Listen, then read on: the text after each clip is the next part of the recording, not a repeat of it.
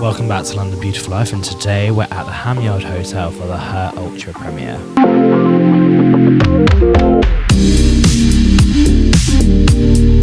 So how did this project come about? Well, it came about, it's interesting, kind of during COVID, I started looking at the Racing the Planet website, kind of interested in doing one of these 250 kilometer races, but I didn't really feel like physically I was ready for it. So I went ahead and contacted them as a filmmaker and said, how about if I make a movie instead? And they said that Coach Hannah Walsh was putting together the first cohort of normal women, everyday women who wanted to run a 250 kilometer self-supported race. So that means they carry everything on their back. And I started talking to Hannah, and then I started meeting the women, and eventually we decided to make a movie. So was there any challenging, because it seems, I've seen the trailer and it looks like a challenging project. Was there any challenging moments, and was there any like highs or inspirational moments that you put for yourself was like, wow, this is amazing? I'd say the first challenge came about convincing ultra runners to be on camera. So people who like to go out and run for 50 miles in the forest are not usually the people that want to be on camera all the time. So I had to convince them that, especially coming from the US, this was not going to be embarrassing. It was not going to be, punking them or making them look bad at all. And once I gained their trust, then they really opened up and we started to have more conversations and really get to know each other. So I think gaining the trust was a big thing. And then also the biggest challenge for them was getting used to doing this really difficult, vulnerable thing with cameras in their faces. So I think once they got used to the first day or so of the cameras, they started to ignore it. But running these distances, you get very tired, you get emotional. It's a long, exhaustive process.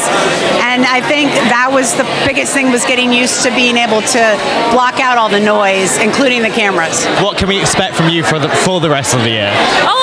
So I was just talking to the girl just down there, and I was saying about where we've come with mental health as a society.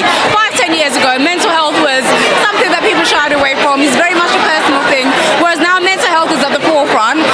We're getting a lot more funding into the NHS with mental health services, which I think is absolutely brilliant. And for me, as a sex education, as a sex therapist, as a sex expert, my hope and dream is that we'll start looking at sexual wellness as part of our general health and well-being, and we get more funding. I know there was talk about, removing sex education from schools, which I don't agree with, because sex education is an umbrella term, and under that it falls conversations about body autonomy, about consent, about how to have conversations and other things that go far beyond the physical act of sex. So I want to see more advocacy for comprehensive sex education in school and in society in general. So can you tell me more about this project and how you became a part of this project? Yeah, so I created this project called Breaking 250. The idea is that we bring together a group of ordinary women to take on a really incredible challenge, and it's not about the finish line of the challenge, it's very much about getting to the start line and celebrating that. So what would you say was the most challenging part, especially for the people that took part in this? What would you say was the most challenging part of it? So obviously the race itself, it's 7 marathons in 7 days, which is obviously, it's not many people take on that challenge, and to add to the challenge you have to carry everything that you need on your back for 7 days. So that's all of your food, all of your sleeping stuff, your water.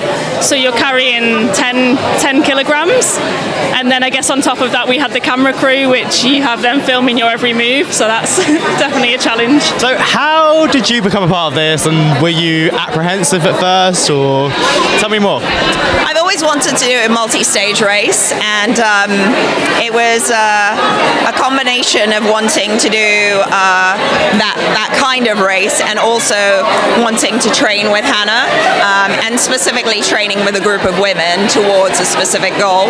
And this was a perfect opportunity to go explore the world, see Finland above the Arctic Circle in the height of summer, and see what we could achieve. So yeah. So how was Finland, and how was it being in the Arctic Circle? I mean, it's one of my dreams to do at some point. Yeah, it's obviously very different from winter where it's very dark, but in the summer when we were there in August, a lot of the days were incredibly long. So you had maybe about 4 hours of dusky, maybe a little bit darker, but the rest of it was daylight, which was really lovely, because when you're doing these races, there's a lot of pre-race prep before you start running each morning, and it was lovely to have daylight, to be able to sit around a fire, have our breakfast together, and then go off and run.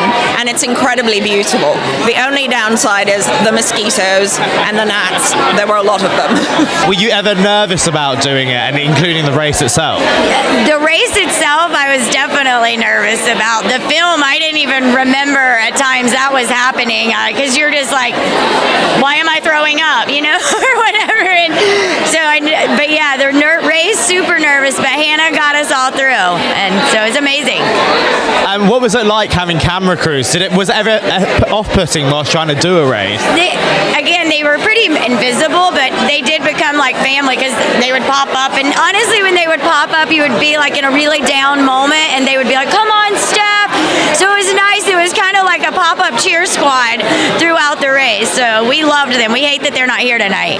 When it comes to like training, how did you prep for it? Was it challenging? Was that the challenging part, or was the actual race the challenging part? Most people probably think we go out and run every single day of our lives to train for this, and some do, but for me, I work full-time, I have a family, so I try to find that time on the weekends to just do like a long hike, long run, and just spend a lot of time on my feet. And again, I'm not trying to win this race, I'm just trying to be there at the finish line. So tell me more about how you became a part of this project. So Hannah was my ultra running coach. I took up ultra running basically after my children. I've always absolutely adored running, but ultra was something that I had as a bucket list item and I'd never thought of doing. I originally signed up around the pandemic, and the whole project was shelved for a couple of years. And when it finally happened, it'd been a while in the works, and I'd been working with Hannah for a while, and it all came together quite organically. Was there any challenging moments when you were doing this? Absolutely. Well, one of the most challenging moments, I didn't actually finish this event, so I'm really, I actually, oh God, I'm probably giving away spoilers now for the film, but actually it didn't come to a very good end for me. But I think that in some ways, I'm still massively bonded with the girls, and I'm really looking forward to seeing their ending, because I wasn't there to see that, so it'll be the first time I see that. And Hannah, my coach, always kind of says that sometimes you learn way more from a race you don't finish than the races that you do. How did you become a part of this? Were you apprehensive when you got asked to do it?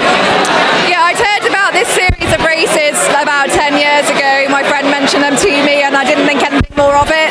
And then, before the race, I just saw that Hannah was doing this project on social media, scrolling through, came across it, and within 24 hours, I was signed up to the project and the race. I thought, if I'm going to ever do one of these races, I may as well do it with the support of a team. So I just went from there. What would you say was the most challenging part? I think all of the training, Hannah did really well, making it all accessible and fitting in with our lifestyle and what we could achieve. There's obviously lots of challenges as you go through the race. There's lots of unknowns. There's lots of things that crop up to challenge you.